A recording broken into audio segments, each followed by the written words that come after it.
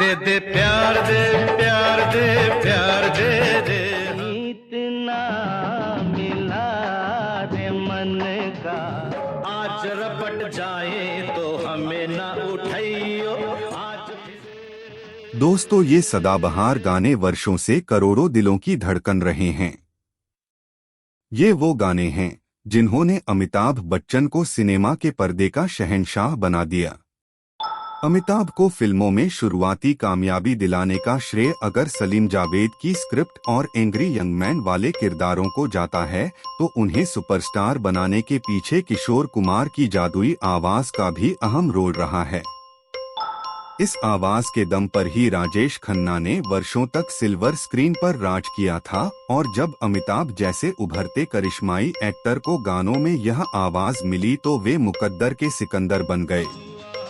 अमिताभ के पास संवाद अदायगी तो थी ही, जब पर्दे के पीछे से गले को सुरीली आवाज मिली तो उन्होंने म्यूजिकल हिट्स की भी झड़ी लगा दी। किशोर कुमार ने अमिताभ बच्चन के लिए 70 और 80 के दशक में करीब 130 गाने गाए और इनमें से ज्यादातर गाने सुपरहिट रहे। लेकिन कहते हैं कि एक दिन सूरज की चमक पर भी ग्रहण लग जाता है, यह जोड़ी भी कुछ समय के लिए टूट गई।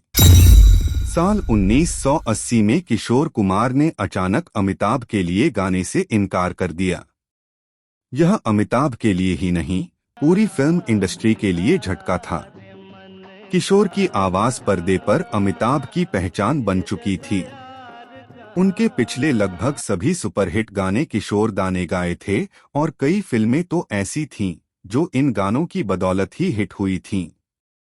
आज भी इन गानों को सुनते समय लोगों के जहन में अमिताभ की ही छवि उभरती है। हुआ ये कि किशोर कुमार 1980 में एक फिल्म बना रहे थे ममता की छाव में। उन्होंने अमिताभ से इसमें गेस्ट अपीयरेंस की गुजारिश की, लेकिन समय की कमी के चलते अमिताभ ने उनकी यह गुजारिश ठुकरा दी। किशोर को यह बात इतनी नागवार गुजरी कि उन्होंने आगे से अमिताभ के लिए गाना नहीं गाने का फैसला कर लिया। इसका अमिताभ ही नहीं, उनके लिए फिल्म बनाने वालों पर भी असर पड़ा। कई प्रोड्यूसर्स ने अमिताभ से दूरी बना ली तो कुछ कहानियां कूड़े के ढेर में चली गईं। खुद अमिताभ को समझ में नहीं आ रहा था कि यह क्या हो गया। ऐसा नहीं था कि किशोर कुमार ने पहली बार अमिताभ की फिल्मों से दूरी बनाई थी। पहले भी एक दो मौके ऐसे आए जब उन्होंने गाने से इनकार कर दिया था, लेकिन वो किसी एक फिल्म या गाने को लेकर मतभेद थे। मसलन साल 1973 में आई फिल्म अभिमान अपने सुपरहिट गानों के लिए जानी जाती है।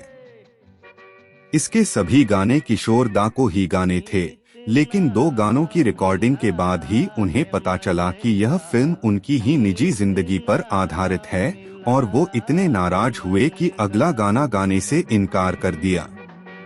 आनन फानन में यह गाना मोहम्मद रफी से गवाया गया और ये भी जबरदस्त हिट हुआ। तेरी बिंदिया रे।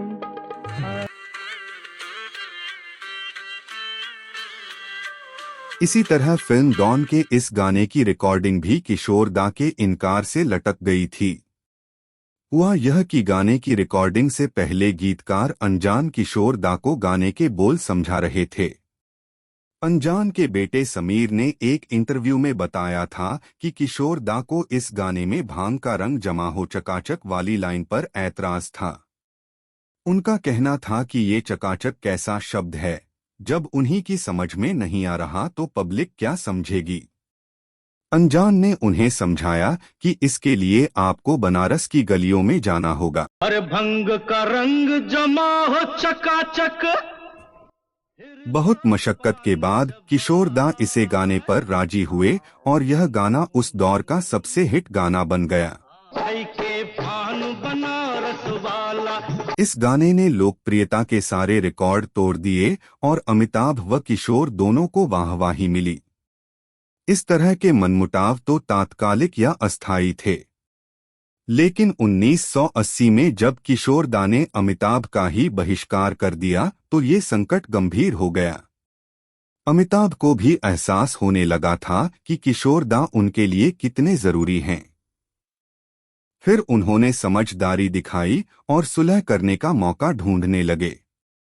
एक दिन अमिताभ किशोर कुमार के बेटे के जन्मदिन पर उनके घर जा पहुंचे।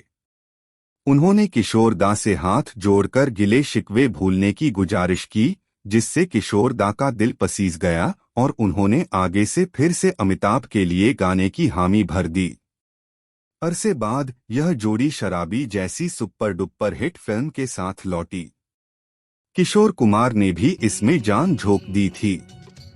क्लासिकल और पॉप के इस मिश्रण को किशोर जैसा मझा हुआ गायक ही गा सकता था। लोग कहते हैं मैं शराबी।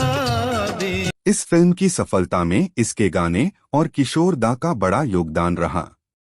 इसके बाद किशोर दा ने अमिताभ के लिए कई गाने गाए। इस जोड़ी का आखिरी गाना फिल्म तूफान के लिए था, जो किशोर दा की मौत के 2 साल बाद रिलीज हुआ था।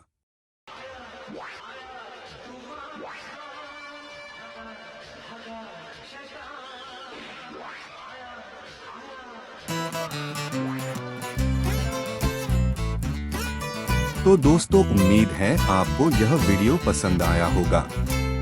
ऐसे मनोरंजक और जानकारियों से भरे वीडियोज के लिए चैनल सब्सक्राइब कर लीजिए और लाइक शेयर करने के साथ ही कमेंट बॉक्स में अपनी राय जरूर दीजिए। शुक्रिया, नमस्ते, आभार।